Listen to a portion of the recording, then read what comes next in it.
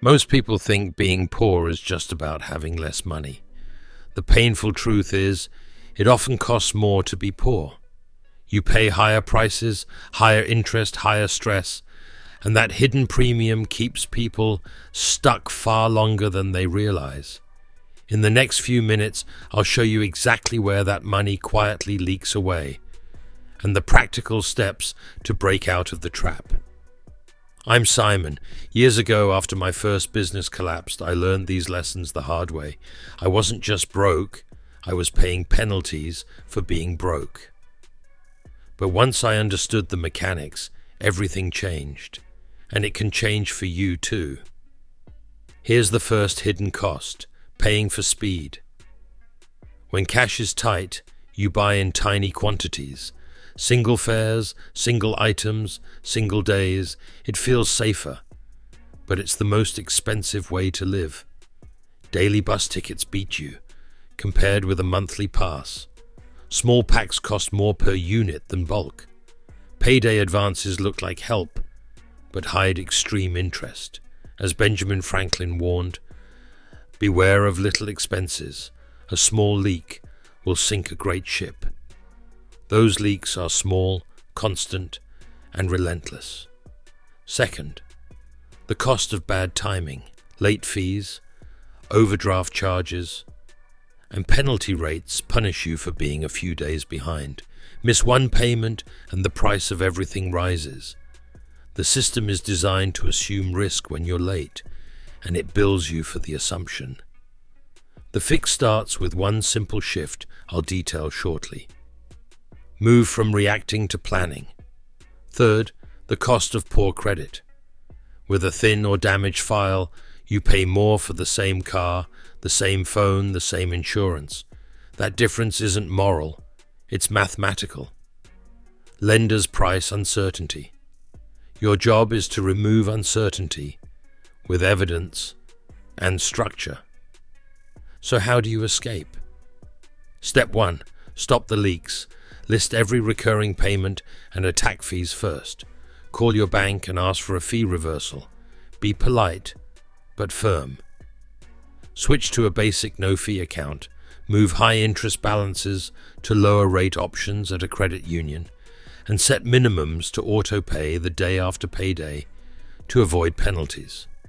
If transport drains you, calculate the monthly pass cost against your actual trips. Buy the pass if it saves even a little. Consistency beats improvisation. Step 2. Flip the timing. Bills that used to arrive randomly now follow your plan. Put every due date into a single calendar, then shift payment dates to cluster just after income hits. Most providers will move a date if you ask. That one change turns chaos into rhythm. As Marcus Aurelius wrote, "You have power over your mind, not outside events. Use that power to control timing." Step 3. Build a micro buffer.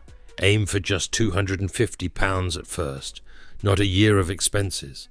Just a small shock absorber to kill late fees.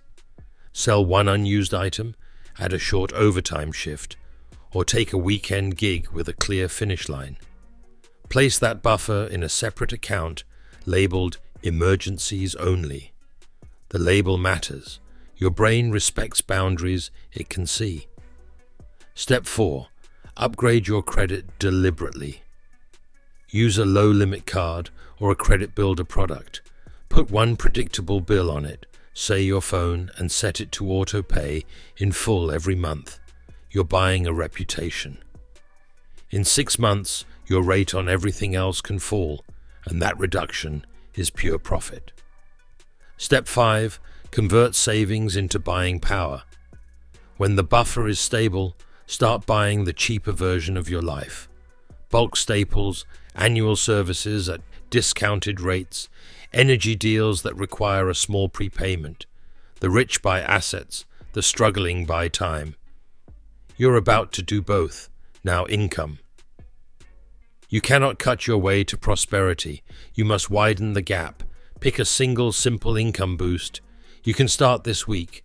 A weekend service shift, a local delivery route, a freelance task you can repeat, then systemize it.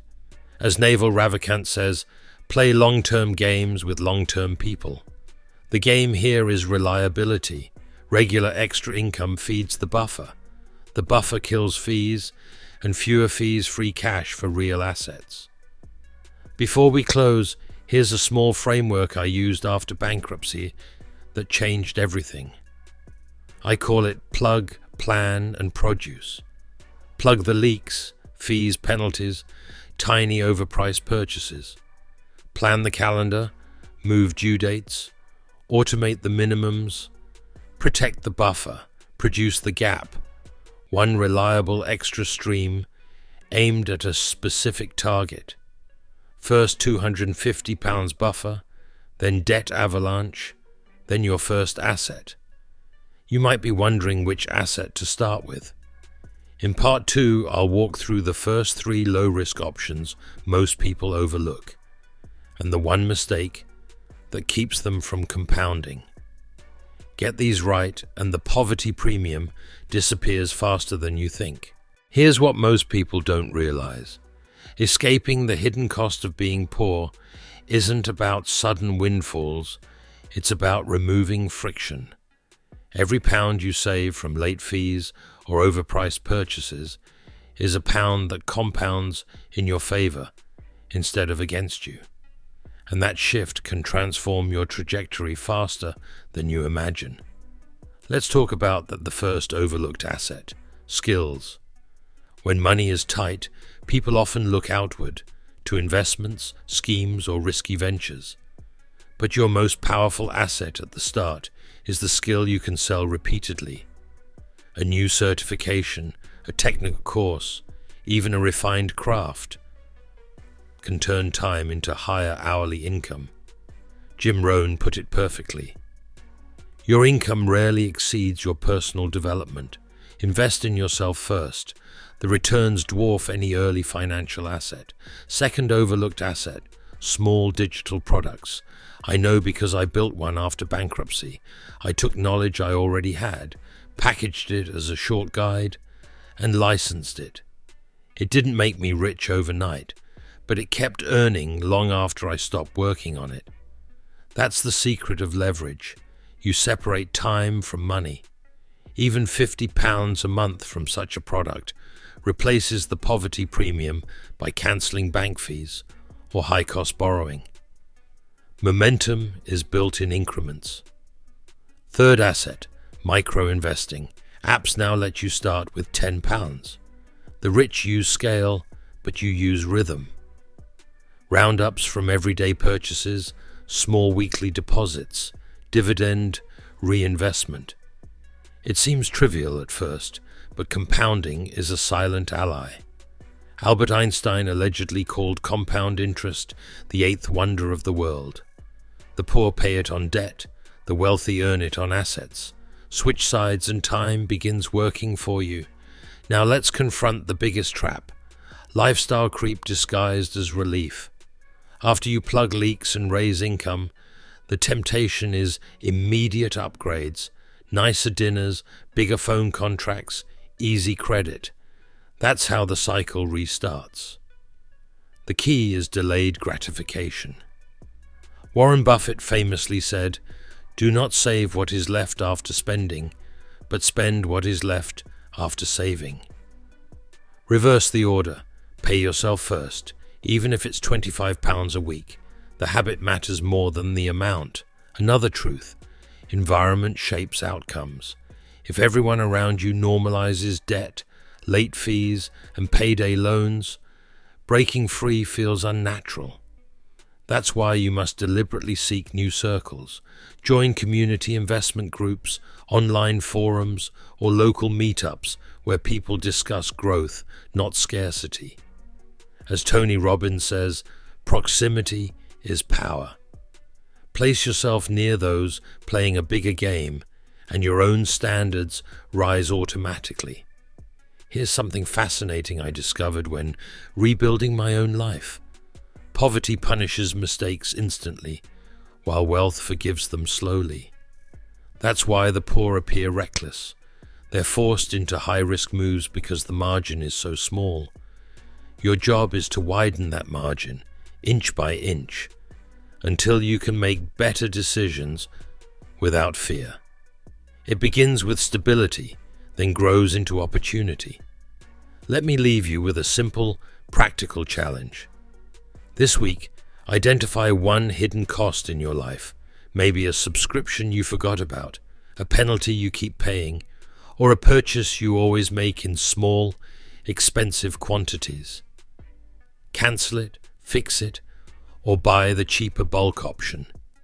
Then take that exact amount of money and redirect it into your buffer or a micro investment. Label it Poverty Premium Reclaimed. Each time you repeat this, you turn disadvantage into progress. The cycle of hidden costs doesn't have to define you. Once you plug leaks, flip timing, build buffers, and choose assets wisely, you'll discover that being poor wasn't a permanent identity. It was a temporary tax.